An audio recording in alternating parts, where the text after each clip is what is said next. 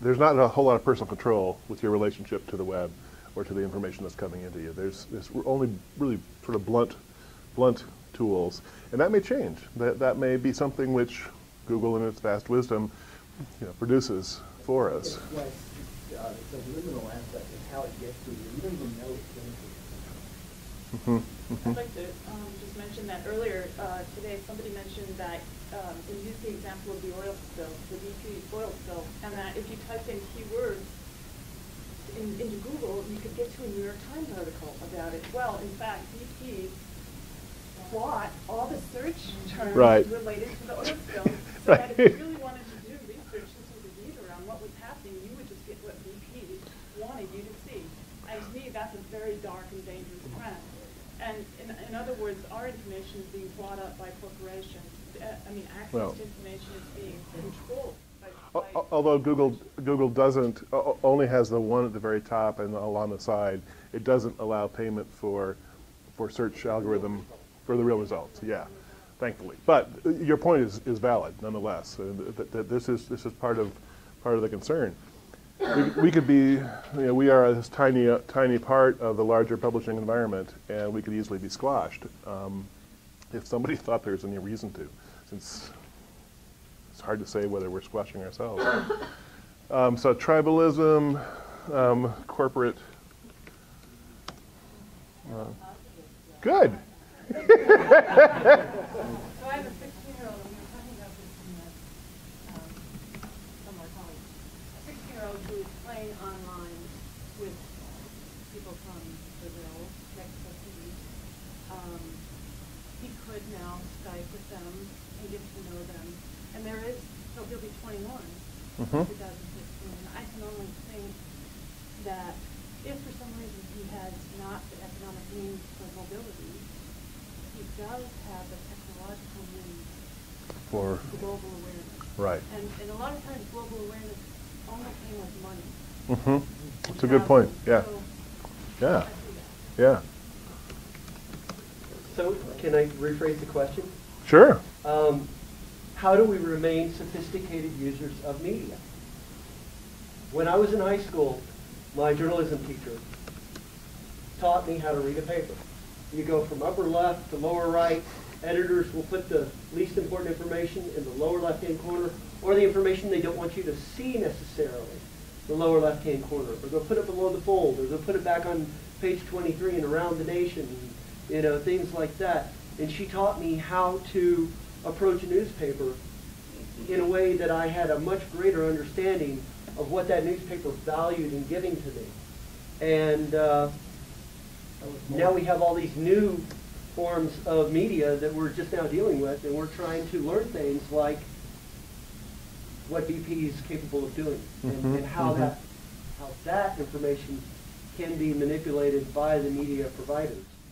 But it also may create a counterweight where .edu domains get paid a different kind of attention because they are in the nonprofit sector, because we know they're educational institutions, and in that case we might benefit disproportionately from this hyperabundance because we're by nature a trusted resource, and so that is sort of a part of the same question, but also So how do you Google the world? I mean, how do you train people to stop and think before they automatically type it into Google?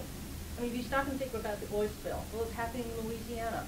I'll go to the New Orleans Tribune, Yeah, and right. get the real Yeah, story. right. So how do you stop what I Googleization? Sorry, who said that? Information literacy, and that's something which is being taught in schools, is how to be selective and how to recognize quality sources, and will that go fast enough to compensate for the explosion of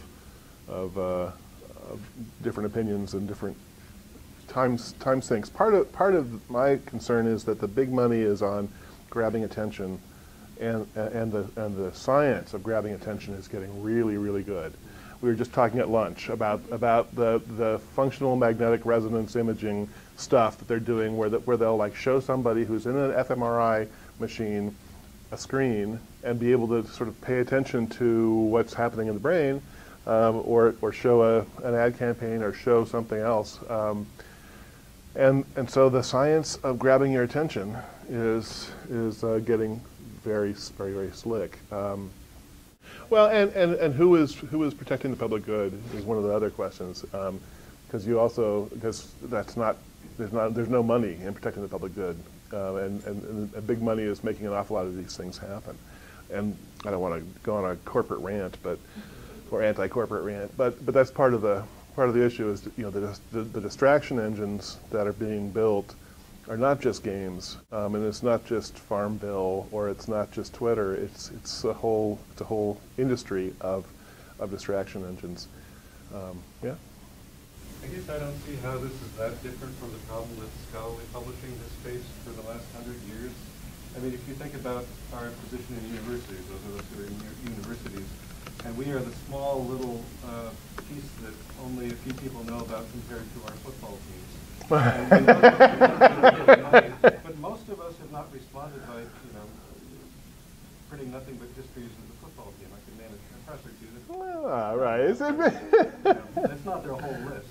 And I mean, I think I don't want to totally question the premise of. Oh, I'm happy to have it be questioned. Sure. It sounds like, you know, this is how do we respond? How do we react to this hyperabundance? Why do we have to react to it? Well, we may not, and it may be that our audiences know who we are, and they're going to come to us for scholarly publishing, and they'll come to us for books that they want to read because they still want to read books.